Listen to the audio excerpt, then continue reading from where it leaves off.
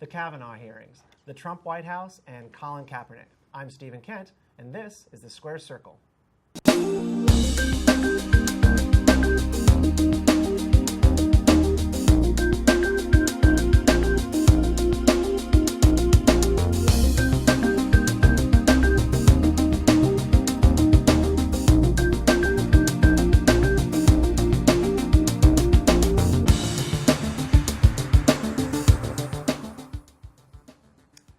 Hello and welcome to the Square Circle. I'm your host, Stephen Kent. Joining us today are Ross Kaplan of FinLitOC.com, Kat Murti of Feminists for Liberty, and political reporter James Rosen. Welcome, everyone. The confirmation hearings for Supreme Court nominee Brett Kavanaugh got underway this week. Amid the frequent interruptions by protesters, a deep fissure emerged among Democrats and Republicans regarding the release of some 100,000 pages of documents from Kavanaugh's past jobs. Ross, what did you make of the hearings and all the drama surrounding these proceedings? Well, you know, it seems to me that one side of the political spectrum is more prone to protesting than the other. Mm-hmm. I don't remember these types of protests when Ruth Ginsburg was up for the nomination. So I think at the end of the day, this is why people elect people to the Senate to make these decisions to help determine who's going to be in the Supreme Court, as well as Trump releasing the list of 50 potential Supreme Court candidates when he was running, so before the actual election. So in a way, you could say this is the first time, at least that I'm personally aware of, that we've almost directly had the ability to elect the Supreme Court justice, in a way. I mean, he makes a point about Ruth Bader Ginsburg. I think she was confirmed almost unanimously, save 3 votes in actual dissent. You have Antonin Scalia was confirmed unanimously as well. Have we reached a complete breaking point in this process? Well, let me just be a little bit snarky here, but President Obama's last justice, the reason the right-wingers didn't have to protest is because the Senate Republicans who controlled the Senate just sat on the nomination, I think, for almost a year. They didn't even hold hearings, which I think was a first. I could be wrong, but it either had never been done or it almost had never been done. So if you don't hold hearings, there's no protest. So, I think the big change that not enough people are talking about, some people are talking about, is that when Senator McConnell changed the rules, I want to say last year or year before, where traditionally throughout most of the Senate history, you needed a 3/5 majority, which is now 60, of course, to confirm a Supreme Court justice, and that kept running into problems. Well, now you only need 50. So in my opinion, that's taken away, even though there was a lot of circus drama, that has taken away the real drama because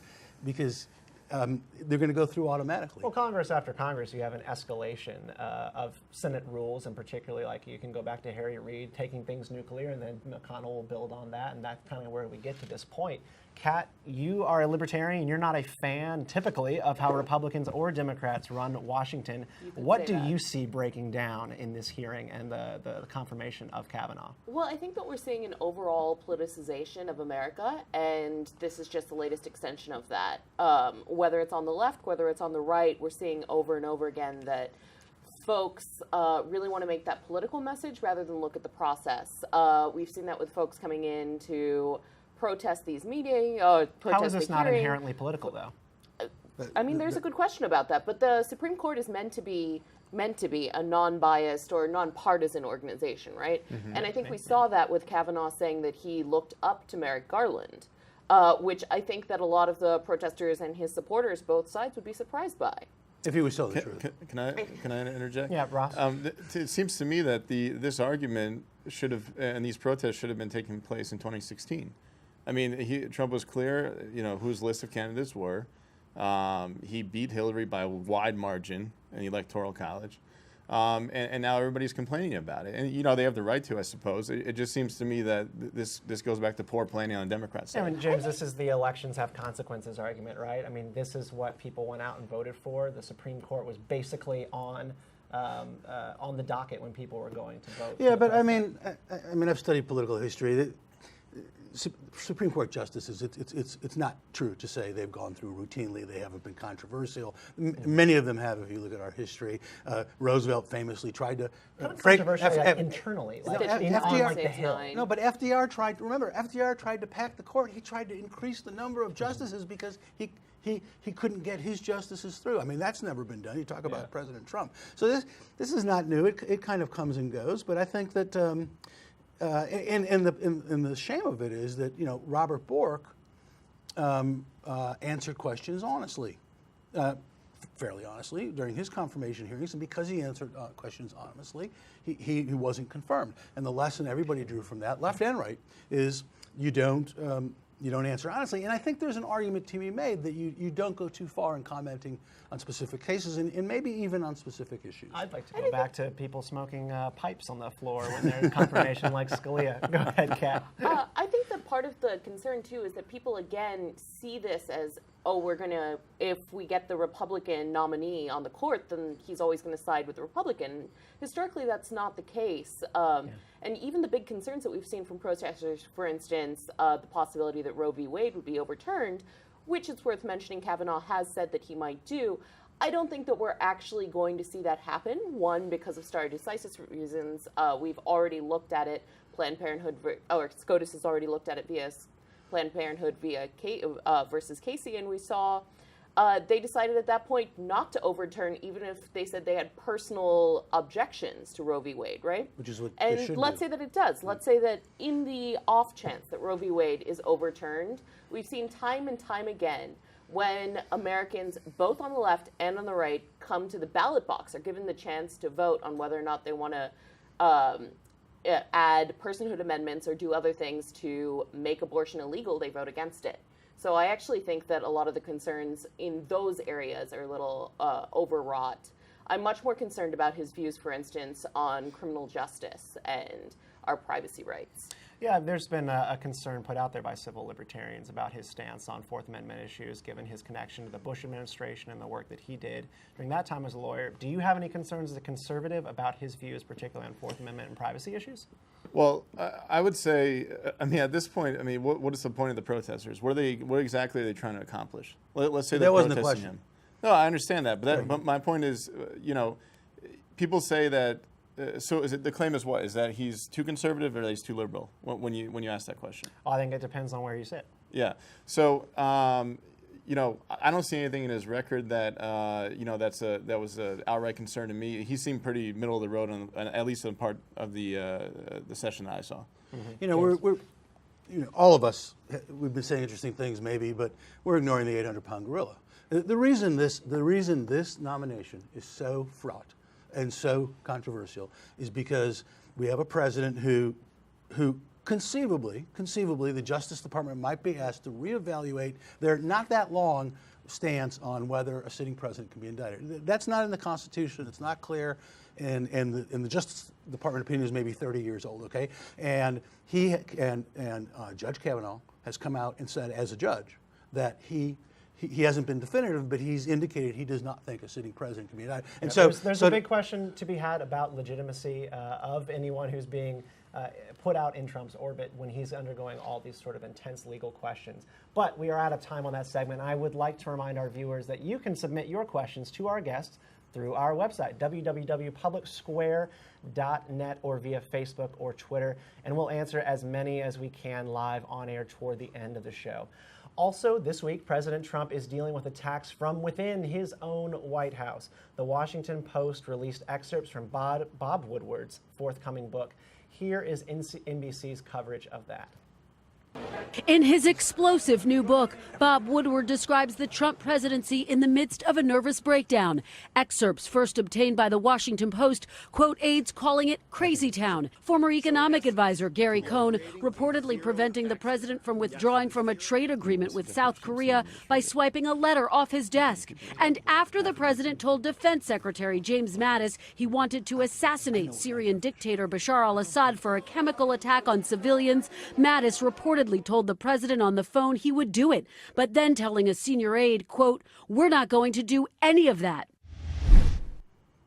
And on Wednesday, the New York Times published an op-ed by an anonymous senior White House official who claimed that some staffers are trying to protect the country from the president's worst impulses. Y'all, there's so much to unpack here in everything that we just laid out, from Woodward's book to this New York Times anonymous op-ed. Kat, I want to kick it over to you first. Do you think that the New York Times op-ed was the right thing for the New York Times to do from the journalism standpoint? It's certainly a big question to have an anonymous op-ed that's pegged to the White House. I mean, it's not the first time it's been done, but it's extremely only third time in New York Times history. Right. It's extremely unusual, and I do think that it raises a lot of questions, particularly at a time where the president and a large segment of the American populace doesn't believe the media. Yeah. Right. On the other hand, it confirms everything that Woodward's book said and everything that people thought was happening, right? So from that perspective, when President Trump is saying that Woodward doesn't have the credibility, and then you have someone who's supposedly from within his inner circle saying, actually, this is exactly what's happening. But at the end of this, what has this really changed? Has anyone actually seen this and thought, okay, clearly now I know that this is what's happening, or is this the same story, the same narrative that we've heard for a very long time? Seems nothing has changed, except that we are now starting a new conversation about 25th Amendment proceedings. Ross, what do you make of this? It seems like this has sort of been an exercise in confirmation bias. People see what they want to. Does the writer have the ability, yes or no? We have no idea. Okay, so let's say you say yes. If the answer to your question, that question is yes, I think the person, I mean, I'm not saying they did something illegal, but I mean, people are talking about in the op-ed about removing papers from people's desks, or maybe that was in the book. They're supposed to be signed. I mean, so if they have credibility, they all but admitted that the shadow government exists. Right. Right. So that's a very so good the point. deep agree that state nobody's exists. happy? Sean Hannity was right. That's it, if they have credibility. If they don't have credibility, why are we reading the article? okay, Let's define our terms. Which one is James? Yeah, it's interesting. I have evolved on this. When the article first came out, I was a supporter of it, and I talked with a friend of mine, very intelligent. He's an editor, fairly prominent position. I'm not going to name him. He's quite liberal, and he said it was completely wrong, and he said it was dangerous, and he said that if people start doing this, that we are going to start undoing elections. I think that one piece of it though changes it. If this guy had just if this person had just been writing for themselves, then I think you could just say this is wrong for the Times and wrong for this person. But if this person had been writing for themselves, they wouldn't have been published. Depending on who they were, you don't know that. But at any rate, the person said, and I think I have a guess who it is, but the person said that they were part of or leading or representing a larger group, and that's concerning. There's the idea of the cabal in the White House that is Yes. stonewalling the president, and that theory had been out there earlier this year, that there was sort of this this higher elite group who was basically trying to gum up the works of the administration. Do y'all have concerns about this from just a democracy standpoint? I mean, Donald Trump was elected for a certain agenda, and you sort of have, again, this idea of like the deep state exists. They're stopping him. Yeah. So they're either they're openly admitting to trying to do that, and they have credibility, and therefore it's true, or they're liars and they're a fake source because nobody would name names as per always. So I think the people need to either, you were talking about confirmation bias, the people either need to demand a name or some sort of confirmation. Why doesn't the person come out and say, are they afraid? I don't think they should be afraid. Many celebrities have sparred with calling that they have to stay in the Right, White House. that's what They they- believe yes. they have to be in the what White does House this- to make the change. What does this say about our security situation when people within the White House are directly contradicting the commander-in-chief's mission, whether you like it or not? I mean, it seems to me that if you're that against the mission, maybe you shouldn't work there. I don't buy this notion I that. do think that we keep hearing over and over again, whether it's in Woodward's book, whether it's all of the many, many leaks that we've had over the course of this administration, that there is pushback within the White House, within the executive branch in general, from folks who are doing everything that they can to stop Trump. And this is presented for the most part as a positive. But I think that does raise serious questions about democracy. What does that mean if, yes, you can elect a president, but that doesn't mean anything's going to change, right? Nothing will And I think that that's something that we can even say historically is more or less the case. We have these unelected actors who have a lot of power. And whether or not you like the president, whether or not you've liked previous presidents, it certainly gives you doubt about how much we can really rely on this. And I think that you're right. Maybe that is a danger for America. But I respectfully disagree with what you both just said, because you're framing it as policy differences. It's not. It's clearly not policy differences. There have been vicious infighting in White Houses that I've covered among the staff members, with the president. You have no idea what goes on. This is not over policy. This is, in fact, the writer of the editorial said he applauded with the agenda, President but Trump not on the policy achievements. This is over whether the president, they believe, is a threat to the country because of his mental stability. That's what this is about. That doesn't happen very often. And so even though I said what I did about how I'm kind of coming around, I think that you can make that you can't make a blanket statement and saying this should never be done, because if you have a president who's mentally ill, mentally unstable, he's a threat to the country. But wait a minute. How do you come to this conclusion, though? I mean, because is this these person people a work doctor? most closely with But is he or she a doctor, or whoever this person is? It's a group But of no, people. but this attempt to try to discredit the president. I mean, if you have an issue with a specific, job performance metric that you want to talk about, we can the talk metric about it. is he crazy? That's a real clear. No, but that's a real but that's clear- but, Well, I don't even know if that was let's necessarily back made back clear this in up a the- little bit away from. But I mean, from to crazy try now, to- 'cause we No, can't. No, we but can't that's digest but that's what the people were But now you're quoted just as doing talking- impeachment by journalists. No, I mean, hang it's on. not. That's what Woodward quoted lots of people as saying. I'm not making this stuff up. That's what the op-ed column. I'm not making this stuff. They said in a lot of different ways that they think he might be Well, crazy. I want to pose a different question. So, let's say accept the premise that they have identified a deep problem within the White House that is a threat to the national security and of also the country. beyond the White House. Why do the op-ed, if it raises the alarm for Trump and his acolytes in the White House? Yeah. It seems like the op-ed serves no purpose, because now Trump's aware this is going on. He's going to purge the place. Well, Well, wasn't Trump already aware, right? Yeah. And I think I feel if anything, this is sort of a move maybe within, and I don't want to speculate too much, we don't know, but maybe within Pence's team to Yes. potentially get Donald Trump impeached and put Pence into power as president, right? is this the only? Is that really that bad of an outcome for you, though? Is this? I mean, come on. So that's funny you mentioned that, because I think a lot of people on the left would be more upset with Pence in power.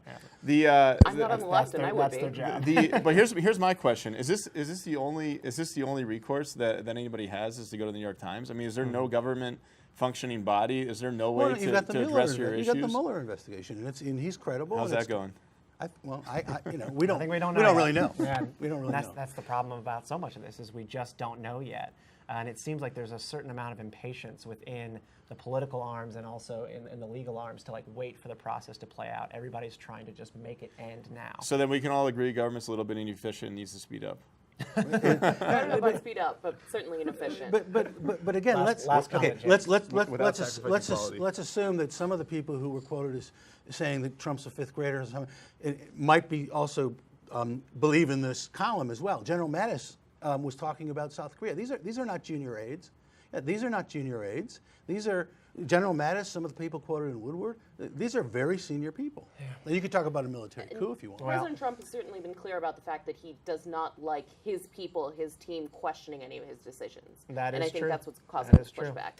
All right. Oh, man, so much. And finally, former NFL quarterback Colin Kaepernick is back in the news as he's being featured in a new Nike ad campaign. Here's coverage from The Sun.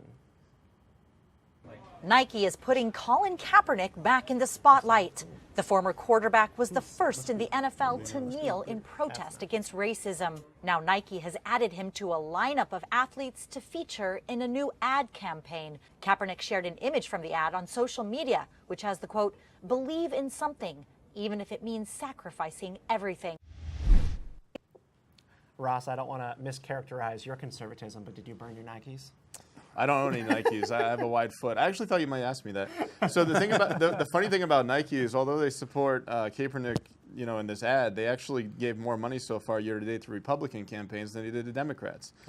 In fact, they gave money to Mike Kelly, who said Obama was running a shadow government, and they gave money to David Kustoff in Tennessee, who was a Muslim ban supporter, so-called Muslim ban supporter. I'm just referring to it that way because I think a lot of people know what that means. Nike is going through some tough times right now. There's a lawsuit from two very brave women, I would say, who are taking on Nike for unfair practices that have to do with gender. I guess we'll see how it goes from here. I mean, Nike's in the business of romanticizing athletes so that non-athletes will buy their products so they feel like an athlete. I think that that's just their business. Now what they've done with Colin Kaepernick is they said, you know what, let's take athletes who aren't even that great and let's romanticize them in a political manner to see if we can cast an even wider net. It's an interesting strategy from a capitalist point of view. Let's see how it plays out. Their stock took a hit that day. Maybe it recovered. They're definitely going to lose customers, but maybe they'll gain. Maybe the left will buy 2 pairs of sneakers now. Kat, you're bought in on social justice. I mean, is this actually progress in any way? The Nation came out today with a column saying that the revolution will not be branded. So I don't think that I'm going to buy into the Nation's revolution, but I mean, I actually think that what Ross said is very true. Nike is a company. Nike is a business, and they're looking at this from a business standpoint. 61% of Americans, whether or not they agree with Colin Kaepernick and others who decided to take a knee in the NFL, say that they do not believe that the NFL should fire any players who do so. Right? They don't, because they respect that. Now, you do have some disagreement from Republicans. That's the only group that said that they should be fired, right? Which we're seeing depends on with the the burning contract, Nikes. right? I mean, it depends on the But contract. that's why, as you're right, you're right. So they kind of go on both sides. And now, increasingly, we're seeing people pushing for the fact that maybe Colin Kaepernick is representing something that the majority of Americans want. Therefore, this company all of a sudden is signing on to that. There's the beauty in that. We're talking about Republican and Democrat sentiment around NFL and Colin Kaepernick. Has politics gone too far? No, it's a sign of the times. But let's remember who Nike is, or what Nike is. I mean, I think their first famous ad campaign, which went on for years, was "Just Do It." Okay, and that's a Madison Avenue way of putting up the middle finger. And so it's this campaign is actually the anniversary of that. Oh, that's right. It is. You're right. They're 30th or something like that. I think so. Yeah. Yeah. So this is kind of who they've been. They they try to portray themselves as rebellious and anti-corporate, and they're one of the big corporations in the. They're cornering the millennial market. They are so rebellious. Yeah, they're not. They're not corporate at all. I've always kind of been puzzled that it's basically just do it. It used to be about sports, but now it's like just do it, meaning don't play sports. Do something else. Get involved in activism. Yeah. But I mean, wear the Nike. Do it while you're wearing Nikes and get involved in your community. Go knock on doors. Is this sort of like a millennial marketing play? Are they sort of like seeing like, all right, we don't have a market with old white people. They're not wearing Nikes. They're wearing boots. Well, we want everyone else. Let me ask you this. Everybody's concerned with the banks and student loans. Is anybody taking a look at a low-income millennial spending half their paycheck on Nikes? I mean, not that much. Well, I mean, if the shoes are $300 and your disposable income is $600, how come no one's calling them out for that? Not just that. It's not millennials. It's Gen Z. Gen Z overwhelmingly is interested in siding with a company that they believe espouses their values.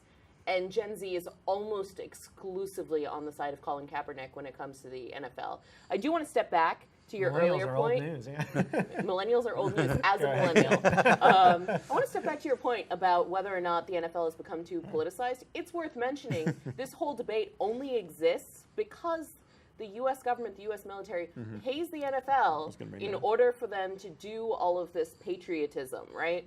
So it was already politicized. All you're getting now is players pushing back against They pay Booz Allen, too. I mean, where do you draw the line, right? Yeah. Oh, man. This is the fun stuff. But, all right, let's take some questions from our viewers. First, we have, via email, Lydia Fowler. Lydia writes, is Kaepernick's protest having any kind of positive effect? Anyone want to take that? Positive effect? I think so. I think it's certainly had a positive effect. If nothing else, people are talking about it. Unfortunately, they may not be talking about Black Lives Matter. They may not be talking about police misconduct, which I think was the original goal. However, what they are suddenly talking about is the First Amendment and the role in free speech, right to protest, that kind of thing. That's getting attention that never would have happened otherwise. And I think that there's some value in that. It's been a pretty robust First Amendment debate. He's getting CNN ad revenue. I mean, I guess that's a positive for someone's mortgage payment.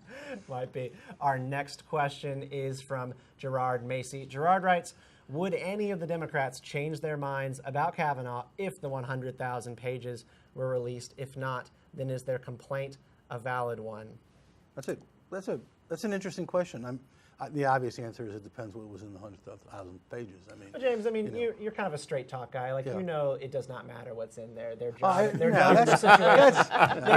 job is to stonewall right now. That's too cynical. I do. I mean, there could be. cynical. There Is could it? Because a lot of people because were there saying could. the Democrats shouldn't even show up to the hearing. Well, look, you had Let Chuck. me ask You a had different Chuck question. Grassley. Hold on. You had Chuck Give me a Grassley, who chance. I covered, say, I think it was Grassley, who's about, I won't say his age, but you had Chuck Grassley say, 8 hours after the 42,000 pages were released, that, he and his staff had reviewed them. I mean, that's not possible unless you have 1,000 people working for you. But no, I do think that if there are things that directly contradict what he's telling the committee, really controversial things, I think it could have an impact. I think you're right that maybe in most cases it wouldn't, but, Yeah, I mean, I think that in the interest of transparency, in the interest of rule of law, it would be best that this be released. But I don't think that that's really what the question's pointing at.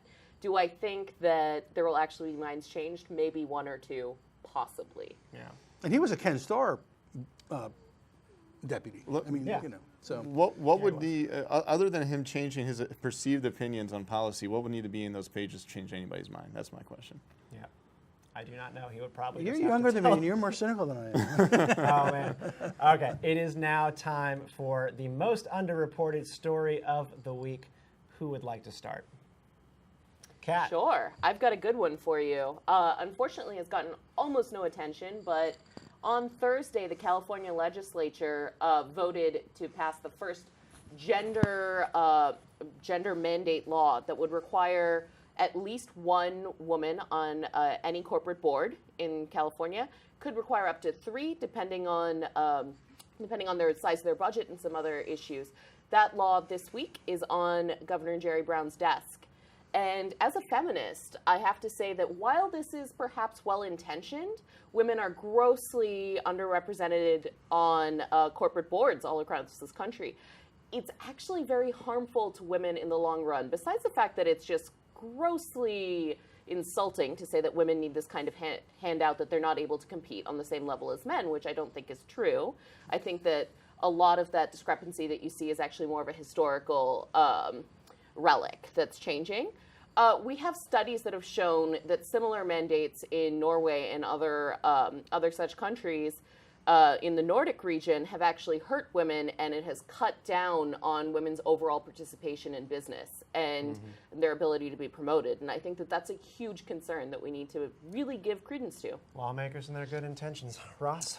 The Trump administration and the Justice Department took the side of the students who had applied for admission to Harvard University and were denied because of their ethnic background, which was Asian students, yeah. So I think that was a little bit underreported. I think the administration Crazy gets rich a lot Asians. of. I think the administration gets a lot of heat for things that aren't true, and I think this would be one that a lot of people should be celebrating, because I think it's pretty clear that Harvard was wrong. James, close us out. There was maybe most of us don't know about it. Certainly our most countrymen don't. 4 people were killed today in Cincinnati, and at some sort of store. I don't remember where it was. And It was a bank. It was a bank. Thank you. And I think 10 years ago, 15 years ago, that would have been one of the topics of this show. These sort of mini mass shootings, they happen so frequently now. Literally, I think once a week, almost. It seems like a couple of times a month. That nobody cares. It's no longer news. And then you have what's going on in Washington. But it's the change. I mean, gun control, when I first got to Washington, was a big deal, and nobody cares anymore. Y'all, thank you so much for being with us tonight. This was a lively conversation. That is all for this week. I'm Stephen Kent. Thanks for watching The Square Circle. We'll see you next week.